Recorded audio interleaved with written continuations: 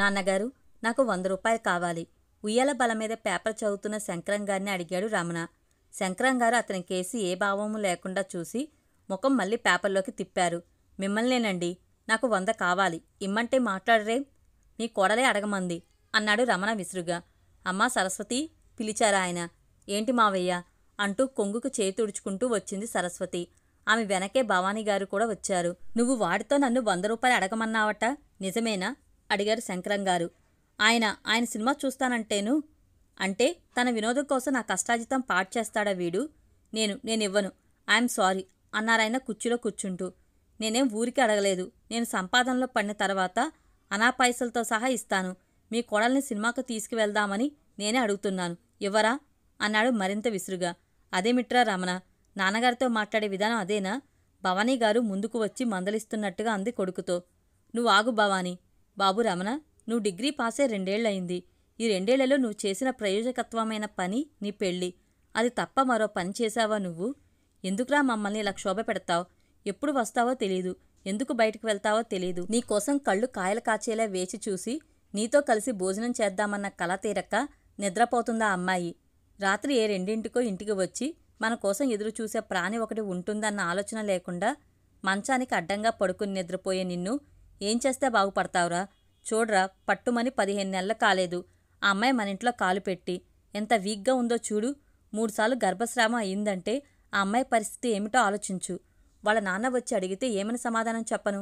ఇప్పటికైనా నీ ప్రవర్తన మార్చుకో. ఏ తండ్రి తన బిడ్డకు నచ్చ చెప్పినా అతను మంచిగా చెప్తాడు కానీ చెడిపోవాలని చెప్పాడు? కష్టపడి 1 రూపాయి సంపాదించి చూడు. దాని తాలూకు ఆనందం ఎంత సంతృప్తిని ఇస్తుందో అనుభవించి చూడు. నిన్ను నమ్ముకుని వచ్చిన ఆ అమ్మాయిని అన్యాయం చేయకు. 100 రూపాయలు ఇమ్మంటే 100 నీతులు గడ్డి పెట్టడం తెలుసు మీకు. నేను మిమ్మల్ని నన్ను కనండో అని ఏడవలేదు. ఒక్క కొడుకుని పెంచి పోషించలేని వారు పిల్లలు లేని అనాథల్లాగే ఉండలేకపోయారా? అంతగా పిల్లలంటే ఇష్టమైతే ఓ అనాథను తెచ్చి పెంచుకోలేకపోయారా? కొడుకు మాటలకు ఆయన నిర్గాంతపోయారు. అదే మేం చేసిన తప్పు బాబు. నిజంగా మేము అలా చేసి ఉంటే ఈనాడు మాకి మానసిక క్షోభ ఉండేదే కాదు. అయినా మేం చేసిన తప్పు పని నువ్వెందుకు చేస్తున్నట్టు? నేనేం చేశాను? అర్థం కాని వాళ్ళ అడిగాడు రమణ. ఏం చేశావో గుర్తు తెచ్చుకో. నీ భార్యకి 3 సార్లు గర్భస్రావం అయిందంటే కారణమెవరు? పక్కింటివాడా? నానా గర్జించినట్టుగా అరిచాడు రమణ. ఎందుకురా గొంతు చించుకు అరుస్తావు? నేను అరవలేననుకున్నావా? రేపు ఆ కడుపు నుంచి నీ కొడుకో కూతురో పుట్టి వాళ్ళు నన్నెందుకు కన్నావు అని నిన్ను ప్రశ్నించిన నాడు నీకు తెలుస్తుందిరా మూర్ఖుడా. ఎందుకు కన్నారని ప్రశ్నిస్తున్నావా? నీ తల్లి గొడ్రాలు కాదు అని సమాజానికి చెప్పడం కోసం. నేను స్వచ్ఛమైన మగాణ్ణి అని నీలాంటి మూర్ఖులకి తెలియడం కోసం. మాదే అనురాగ దాంపత్యం అని అందరూ అంటే అటు నన్ను కన్నవాళ్లు ఇటు ఆత్మబంధువులు తెలుసుకోవడం కోసం. ముఖ్యంగా మన వంశానికి కీర్తి ప్రతిష్టలు తెస్తామని నిన్ను కన్నాంగాని నువ్వు సంపాదించి పోసే లక్షలకు ఆశపడి కాదు. అసలు ఏ తండ్రి అందుకోసం పిల్లల్ని కనడు. నువ్వు నీ పెళ్లికి తీసుకున్న కట్నం బ్యాంక్లో నీ పేరుని డిపాజిట్ చేశాం. ఉంచుకుంటావో తగలేసుకుంటావో నీ ఇష్టం. ఒక్కగానొక్క బిడ్డవని 2వ బిడ్డ పుడితే ఆ ప్రేమ వాడికి పంచాల్సి వస్తుందని మీ అమ్మ 2వ బిడ్డ కావాలి అన్నా నచ్చ చెప్పుకుని ఉన్నంతలో నిన్ను అపురూపంగానే పెంచాను. పిల్లల అభిరుచి తెలుసుకుని ప్రవర్తించాలి. వారి అభిష్టం ప్రకారం నడుచుకోవాలి. వారి పసి మనసు గాయపడకుండా నచ్చ చెప్పాలని పత్రికలు చట్టాలు ఘోషిస్తుంటే ఎంతో ఓర్పు సహనం వహించి కొడుకులా చూడకుండా ఒక స్నేహితుల్లా మసిలాను. ఆప్తుల్లా సలహాలు ఇచ్చాను. తండ్రిగా మందలించాను. నువ్వు ఏ విషయంలో తొందరపాటు నిర్ణయం తీసుకున్నా అర్థమయ్యేలా చెప్పి సర్దుబాటు చేసుకుంటూ వచ్చాను. వస్తూనే ఉన్నాను. చదువు తప్పే వేరే ఆస్తి మనకు లేదు. కష్టపడి చదువుకోమని విడమర్చి చెప్పాను. కష్టసుఖాలు అన్న సమాసం నువ్వు చదువుతుంటే జీవితంలో ముందుగా కష్టపడితేనే భావి జీవితం సుఖంగా ఉంటుందని వివరించాను. సుఖదుఖాలని చదివినప్పుడు జీవితంలో ముందుగా సుఖపడితే తర్వాత కాలమంతా దుఃఖపడవలసి వస్తుందని చిలక్కి చెప్పినట్టు చెప్పాను. నీకిష్టమైన దాని మీద ఎలా మనసు లగ్నం చేస్తున్నావో ఇష్టం లేకపోయినా చదువు మీద ఆసక్తి పెంచుకోమన్నాను. తెలియనివి నన్ను అడిగి చెప్పించుకోమన్నాను. తెలియనివి తెలుసుకోవడం కోసం ట్యూషన్స్ ఏర్పాటు చేశాను. కానీ నువ్వు చేసిందేమిటి? దీపావళి పండుగ రోజు నువ్వు సంతోషంగా ఆనందంగా కాల్చుకుంటావని 15 రోజులు ముందుగానే లేత తాటిమట్టలు కొట్టించి ఆరబెట్టి ఇంట్లో పటాసు నూరి టపాకాయలు తయారు చేస్తే ఏం చేసేవాడివో నీకు గుర్తుందా? వాడిని పట్టుకెళ్ళి నీ స్నేహితులకు దానం చేసేవాడివి. ఎవడో పరీక్షా హాల్లో కాపీ కొడుతుంటే వాడు బేదవాడని, వాడు కాపీ కొట్టి పాస్ కాకపోతే ఉద్యోగం రాదని, వాడు ఉద్యోగం చేయకపోతే వాళ్ళ ఇల్లు గడిచే దిక్కులేదని ఇన్విజిలేటర్కి చెప్పావట. కానీ ఆయన తన డ్యూటీ చేస్తూ వాడిని పట్టుకుంటే బయటికి రా నీ పని చెప్తా అని ఎవడో గొట్టంగాడి కోసం నువ్వు రాసిన ఆన్సర్ షీట్ని అడ్డంగా చింపేసి ఆయన మొహాన్ని కొట్టి బయటకు వచ్చేశావే. ఆ వెధవ తర్వాత హాయిగా పరీక్ష పాసై రిజర్వేషన్ కేటగిరీలో ఉద్యోగం సంపాదించుకుని పెళ్లి చేసుకుని పెళ్ళాం బిడ్డలతో సుఖంగా కులుకుతున్నాడే. కనీసం తన పెళ్లికైనా నిన్ను పిలిచాడా? గురువును అవమానించిన నీకు ఆ పరీక్ష ఈనాటికి పూర్తి కాలేదన్న విషయం నీకు తెలుసు, నాకు తెలుసు. ఇవన్నీ చేయమని నేను నీకు చెప్పానా? అయినా నీకు ఇంకా కొరతనం పోలేదని సరిపెట్టుకున్నాను. ఆనాడే నాకు నువ్వు తెచ్చిన మచ్చకి నిన్ను అడ్డంగా నరికి ఉంటే ఈవేళ నన్నెందుకు కన్నావు అన్న ప్రశ్న నీ చేత వేయించుకునేవాణ్ణి కాదు. నేను నిన్ను కన్న తండ్రిని, కసాయివాడిని కాదు. కానీ నువ్వు కసాయివాడివి. నువ్వు నన్ను కనలేదు. నువ్వింకా ఎవరినీ కనలేదు. అది మర్చిపోకు. నీకు ఉండాలని ఉంటే ఈ ఊళ్ళో ఉండు, లేకుంటే నీ భార్యను తీసుకుని వెళ్ళవచ్చు. కనీసం పెళ్లి చేస్తే అయినా మారతావని ఎంతో ఆశతో మీ అమ్మ నన్ను పోరితే స్నేహితుడు కూతుర్ని కట్నం లేకుండా కోడలను చేసుకుందామని ఆశపడ్డా. మమ్మల్ని 10 మందిలోనూ డబ్బు మనుషులను చేసి కట్నం పుచ్చుకున్నావు. ఆ అమ్మాయి పేరుకు తగ్గ సహనశీలి కనుక సరిపోయింది. లేకపోతే నీలాంటి వాడికి భార్య అయినందుకు పౌరుషం అభిమానం ఉన్నదైతే ఊరేసుకునేది. అందుకే ఇక నిన్ను భరించే శక్తి నాకు లేదు. ఆ అమ్మాయి ఇక్కడ ఉంటే నాకు అభ్యంతరం లేదు. నిన్ను నీ నేడ్నో క్షణం కూడా భరించలేను. Please get out. అప్పుడు గాని నీకు నీ బాధ్యత తెలిసి రాదు. అంతసేపు ఏకదాటిగా మాట్లాడిన ఆయన కోపం బాధ నరనరాన కృంగదీస్తుండగా కుర్చీలో వాలారు. అంటే నేనంటే మీకు విషం. నా భార్య మీకు పనికి వస్తుంది అంటే దాన్ని ఉంచుకుందామనుకుంటున్నారా? తీవ్ర స్వరంతో పదునుగా అన్న అతని మాటలు ఒక్కొక్కటి శంకరంగారికి పదునైన శూలాల్లా గుచ్చుకున్నాయి. ఆ మాట వింటూనే సరస్వతి నోట్లో చీరకొంగు కుక్కుకుని గుడ్ల నీరు కక్కుకుంటూ వెళ్ళిపోయింది లోపలికి. అంతవరకు మౌనంగా రోధిస్తున్న భవానీ గారికి ఉక్రోషం ముంచుకొచ్చేసింది. ఒరే పశువ, మీ నాన్నగారిని అంత మాట అంటావా అంటూ ఆవేశంగా పిచ్చిబలం తెచ్చుకుని కొడుకు కాలర్ పట్టుకుని ఆలెంప ఈలెంప వాయించేసింది కోపంతో ఊగిపోతూ. అమ్మా! కళ్ళల్లో నిప్పులు చెరుగుతుండగా తల్లిని కొట్టడానికి చెయ్యెత్తిన రమణ అంతలోనే నిగ్రహించుకుని నిస్సహాయంగా చెయ్యి కిందకు దించుతూ అన్నాడు అంతే గట్టిగా. కన్న తల్లివైపోయావు. లేకపోతేనా? చూడండి, నేను బయటికి వెళ్తున్నాను. నేను తిరిగి వచ్చేసరికి నన్ను కన్న పాపానికి నాకెంత ఆస్తి ఇవ్వదలుచుకున్నారో ఇచ్చేయండి. నేను వెళ్ళిపోతాను. లేదా మీరు వెళ్ళిపోండి. ఇంత జరిగాక నేను మీ బిడ్డను కాను, మీరు నా తల్లిదండ్రులు కారు. వికటాటహాసం చేస్తూ వికృతంగా నవ్వుతున్న రమణని చూస్తూ, ఒరే, నీకు పిచ్చిగానే పట్టిందా? ఎందుకురా మమ్మల్ని ఇలా కాల్చుకు తింటున్నావు? చంపేరా, ఒక్కసారిగా చంపేయ్. ఎంత తప్పు చేశానురా నిన్ను కని, ఎంత పాపం చేశాను. హృదయ విదారకంగా ఏడుస్తూ తల బాదుకుంటూ కూలబడిన తల్లిని చూసి కూడా రమణలో మార్పు లేదు. నటన. నాకు పిచ్చి పట్టిందట. అవును, నాకు పిచ్చే పట్టింది అంటూ కాలి ముందున్న టీపాయిని బలంగా ఒక్క తోపు తన్ని విసవిసా బయటికి వెళ్ళిపోయాడతను. ఒక్కసారిగా ఎగిరిన టీపాయ్ గోడ దగ్గరున్న ఎక్వేరియంకు తగిలి అది బల్లున పగిలిపోవడంతో అందులోంచి బయటపడి గిలగిలా కొట్టుకుంటున్న రంగుల చేపలకు ప్రతిరూపాల్లా ఉండిపోయారు ఆ ఇంట్లో వ్యక్తులు. పై సంఘటన నాటికి శంకరంగారు బ్యాంక్ అసిస్టెంట్ మేనేజర్గా పనిచేస్తున్నారు. ఇంకా 2 ఏళ్ల సర్వీసు ఉంది. ఒక్కగానొక్క కొడుకు వెంకటరమణ. శంకరంగారు టీచర్ ట్రైనింగ్ పాస్ అయిన వెంటనే కాన్వెంట్లో పనిచేస్తున్న రోజుల్లో భవానీని ప్రేమించి పెళ్లి చేసుకున్నారు. ఆమె పాదం పెట్టిన మహత్యమో ఆయన అదృష్టమో అంతకు 6 నెలల కిందట రాసిన బ్యాంక్ పరీక్షల్లో సెలెక్ట్ అయ్యి అపాయింట్మెంట్ ఆర్డర్ వివాహమైన మర్నాడే వచ్చింది. వారి ప్రేమానురాగ దాంపత్య దీపంగా వెంకటరమణ పుట్టాడు. ముక్కుసూటిగా పోయే తత్వం, ఖచ్చితత్వం బ్యాంకు ఉద్యోగం వల్ల అలవాటైతే టీచర్గా పూర్వానుభవంలో మనస్తత్వ శాస్త్రం, వేదాంత శాస్త్రం అవగాహనతో ఆయన ఎంత చెప్పినా ఏం చెప్పినా అందరికీ వినాలనిపిస్తుంది. పెద్ద వయసు వారు కూడా తమ సమస్యలను ఆయన ముందు పెట్టి సలహా తీసుకుని పాటించి మంచి ఫలితం పొందారు. ఆ రోజుల్లో బ్యాంకు ఉద్యోగం చేస్తున్న మొదటి రోజుల్లో కాన్వెంట్ విద్యార్థులు ఎందరో ఆయన వద్దకు ట్యూషన్కి వచ్చేవారు. నేను చెప్పింది చెప్పినట్టు చదవండి, 100కి 90 మార్కులు వస్తాయి. మీరు ఇలా ట్యూషన్లకు వచ్చి మీ తల్లిదండ్రుల చేత అదనంగా డబ్బు ఖర్చు పెట్టించడం నాకు చాలా బాధగా ఉంది అంటూ ఉండేవారాయన. 90 మార్కులు ఎలాగో వస్తాయన్న నమ్మకం ఉంది సార్.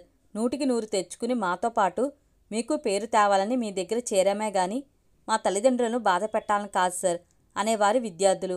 అటువంటి వాళ్లల్లో జబ్బార్ ఒకడు. అతను ముస్లిం. శంకరం కాన్వెంట్లో చేరిన నాటికి జబ్బార్ 6వ తరగతి.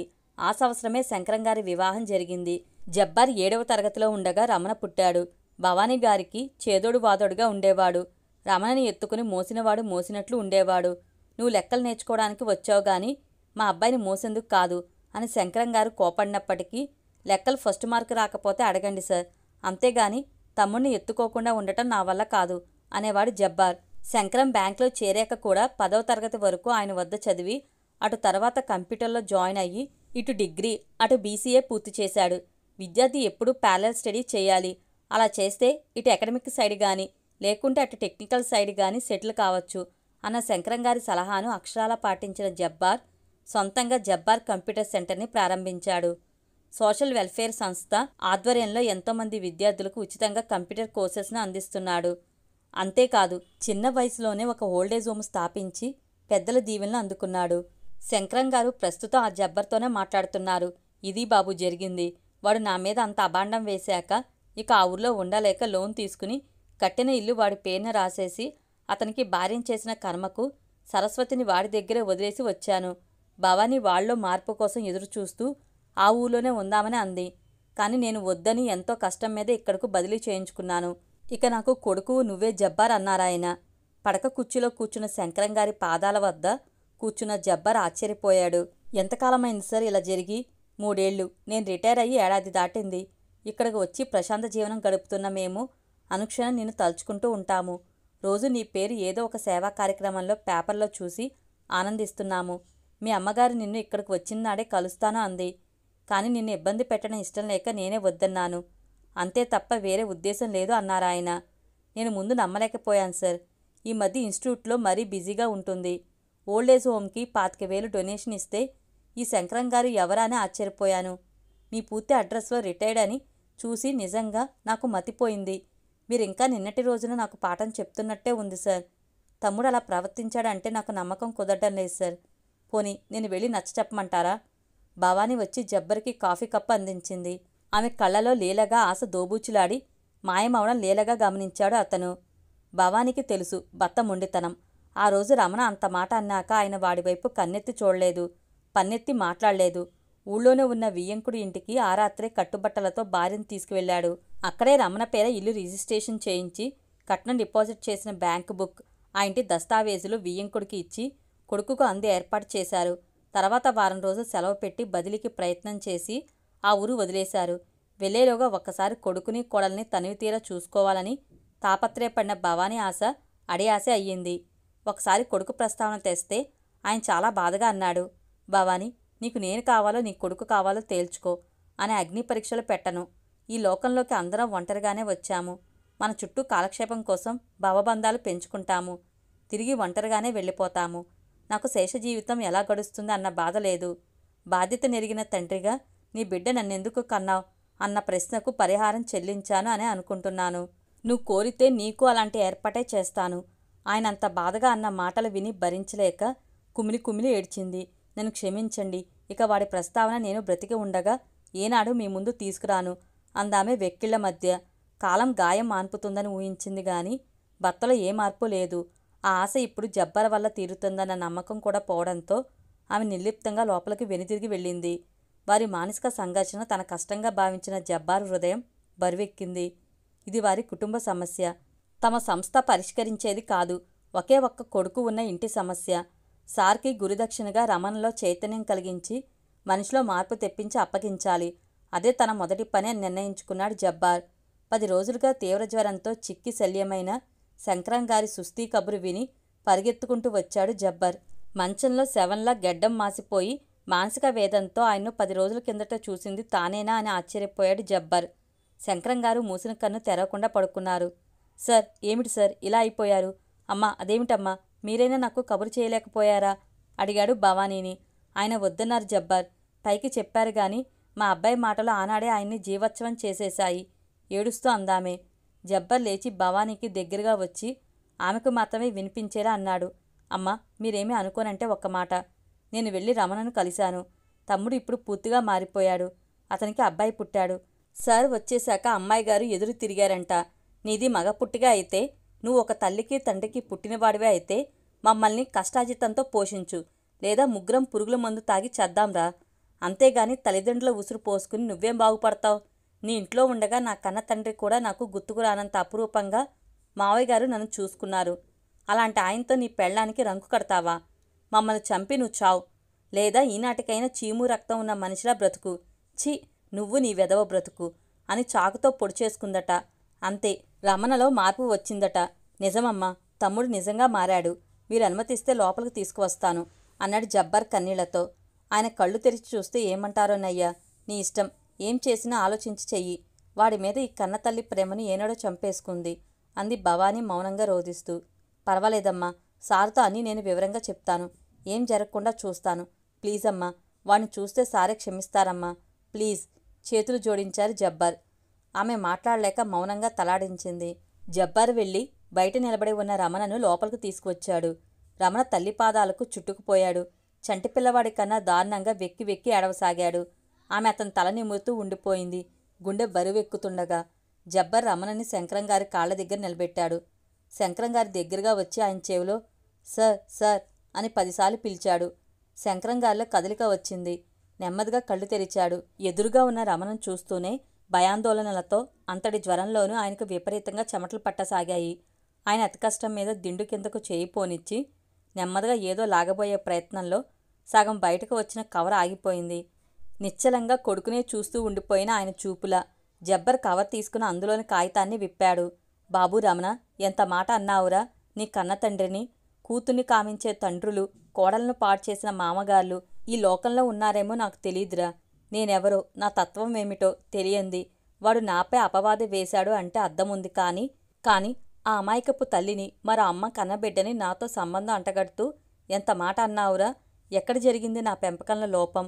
ఏది ఏమైనా నీ చేత ఆ మాట అనిపించుకున్నాను అంటే అలానే అవకాశం నీకు నేను ఇచ్చానన్నమాట. ఆ మాటే కాదురా, నువ్వు మరో మాట అనే అవకాశం కూడా నీకు ఇచ్చాను. ఈ ముసలాడు చచ్చాక కొరివి పెట్టాల్సింది నేనే. ఏమిటో అనుకుంటున్నాడు. అప్పుడు తెలుస్తుంది ఈ కొడుకు విలువ అని నీ భార్యతో నువ్వు అంటుంటే నేను విన్నాను. కానీ నీకు అవకాశం ఇవ్వనురా. ఈ ప్రపంచంలో అందరూ ఆడపిల్లలే ఉన్న తల్లిదండ్రులు ఏం చేస్తున్నారు? అసలు పిల్లలే లేని వాళ్లకు తలకొరివి ఎవరు పెడుతున్నారు?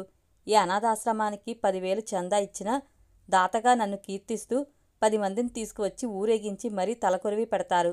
అంతెందుకు, నిన్ను సొంత తమ్ముళ్లా భావించి నా పెద్ద కొడుకులా నా ఇంట మసిలాడే ఆ జబ్బర్కి చెప్తే చాలు, నన్ను సకల లాంఛనాలతో తగలేస్తాడు. నిజమే బాబూ, నిన్ను అడగకుండా నిన్ను కనడం నేను చేసిన ఘోరాతి ఘోరమైన తప్పు. అందుకే నాకు నేనే ఆత్మదండన విధించుకుంటున్నాను. ఈనాటి నుంచి నీకు నా ముఖం చూపించను. నీతో పన్నెత్తి నాన్నగారు అని పిలిపించుకోను. నాకు ఆ జన్మ అంతా మా శక్తి ఇవ్వాలని, ఇవ్వమని భగవంతుణ్ణి కోరి కోరి ప్రార్థిస్తున్నాను. అందుకే రిటైర్ అయిన వెంటనే 25,000 ఈ అనాథాశ్రమానికైనా విరాళం ఇస్తాను. ఇక నిన్ను ఏనాడు బాధించను. ఒకవేళ నీలో మార్పు వచ్చి క్షమించమని నా దగ్గరకు వస్తావేమో. అటువంటి దుస్థితి నీకు రాకూడదని కోరుకుంటున్నాను. ఒకవేళ వచ్చినా బ్రతికి ఉండగా నన్ను గాని, చచ్చాక నా శవాన్ని గాని నువ్వు తాకడానికి వీల్లేదు. నీకు అవకాశం కూడా ఇవ్వకుండా మరణానంతరం నా శరీరంలో ముఖ్య అవయవాలని అవయవదానం చేసేశాను. ఇక నా ఆత్మ సంస్కారం నేనే చేసేసుకున్నాను. అర్థం కాలేదా? నా మాసికం, తద్దినం, సంవత్సరీకం అన్నీ నేను బ్రతికి ఉండగానే పెట్టించేసుకున్నాను. ఇది అక్షరాల నిజం. వింటే బాధపడుతుందని మీ అమ్మకు కూడా చెప్పలేదు ఈ విషయాన్ని. సెలవు. శంకర మాస్టారు, రిటైర్డ్ ఏబిఎం. జబ్బర్ వెనకనే నిలబడి అక్షరం అక్షరం చదివిన రమణ అరుపుతో ఆ గదంతా ప్రతిధ్వనించింది. నాన్న, నన్ను క్షమించండి, నాన్న, నన్ను క్షమించండి అంటూ పిచ్చిగా తలబాదుకుంటూ ఏడవసాగాడు. దూరంగా మైక్లోంచి అమ్మా అని అరిచినా ఆలకించవేవమ్మా, ఆవేదన తీరు రోజు ఈ జన్మకు లేదా అని వినిపిస్తున్న పాట అతన్ని నిలువెల్లా ప్రక్షాళన చేస్తున్న గంగా తరంగాల్లా తేలుతూ వినిపిస్తుంది.